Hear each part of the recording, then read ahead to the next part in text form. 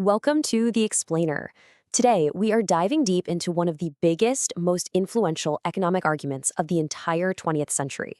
We're talking about Ludwig von Mises' critique of socialism, a debate that really did change the game for how we think about economic systems.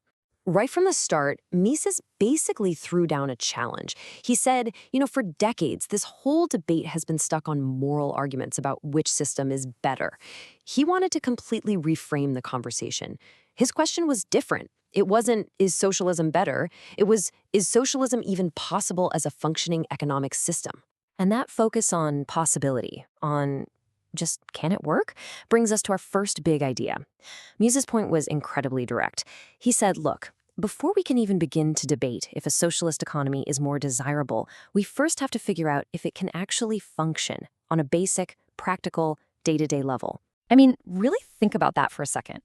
Every single day, millions upon millions of decisions get made that somehow results in the food on our tables and the phones in our pockets.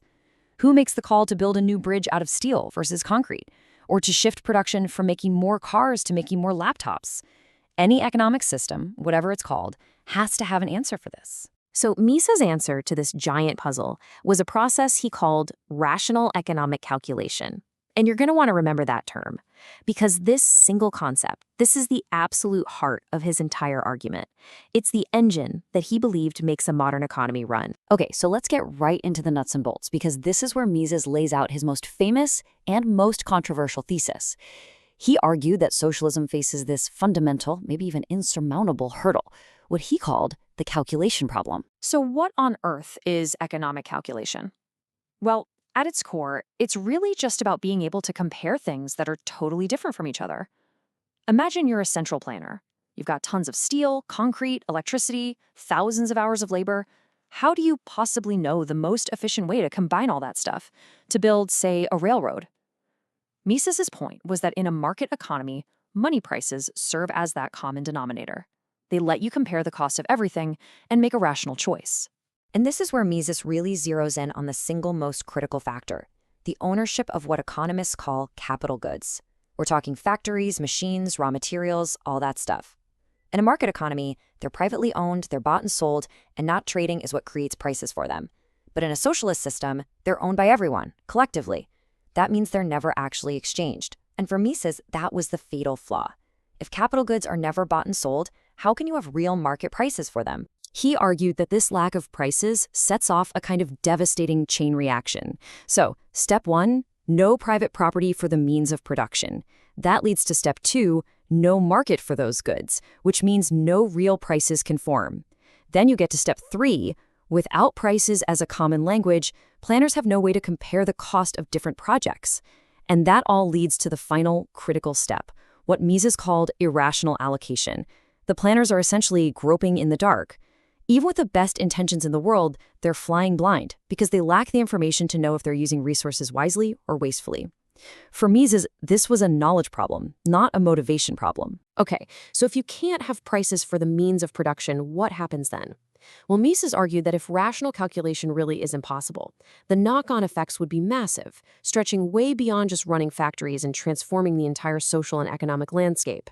According to Mises, this world without price signals would be a very strange place. Think about innovation. How could you possibly know if a new invention is a game changer or just a huge waste of resources without a profit and loss test? How would you distribute goods when a term like need isn't an economic signal, but a political decision? He went even further, arguing that fundamental liberties like a free press couldn't exist because if the state owns all the printing presses, it ultimately controls what gets said. Even on the global stage, he predicted that nations would turn inward, unable to calculate the benefits of trade, leading them toward a kind of forced self-sufficiency, a state known as autarky.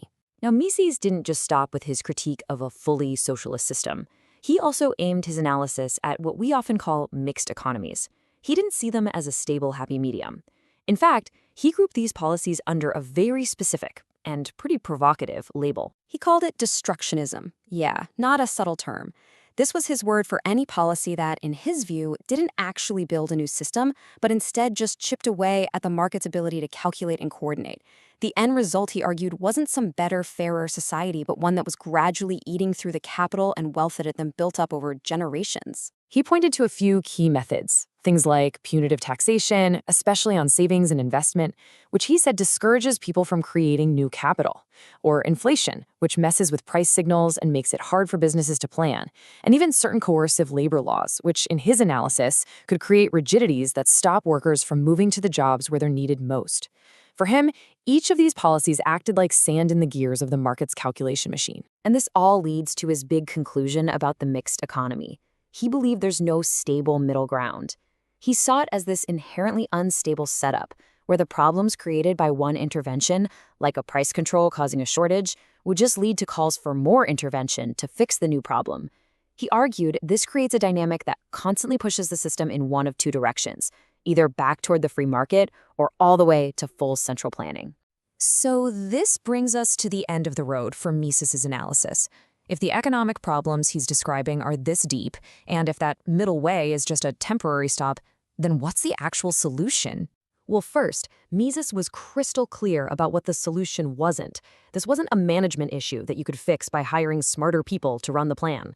And it wasn't a technology problem you could solve with a bigger, faster supercomputer. For Mises, the problem was baked into the very design of the system itself. And that led him to his ultimate takeaway. The only lasting fix, he argued, wasn't going to be found in government offices or new laws. It was intellectual.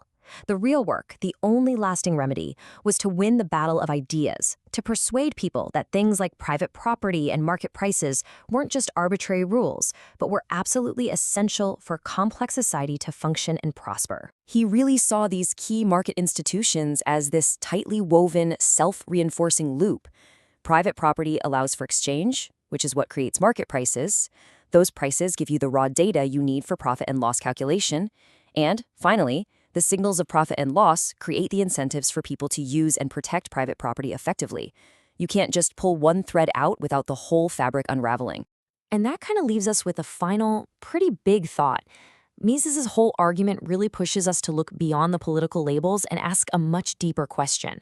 The next time you walk into a supermarket and see shelves stocked with products from literally all over the planet, just take a second to consider the invisible information network that made all of that possible. Beyond all the debate, what role do those simple little numbers on price tags play in quietly coordinating our incredibly complex world?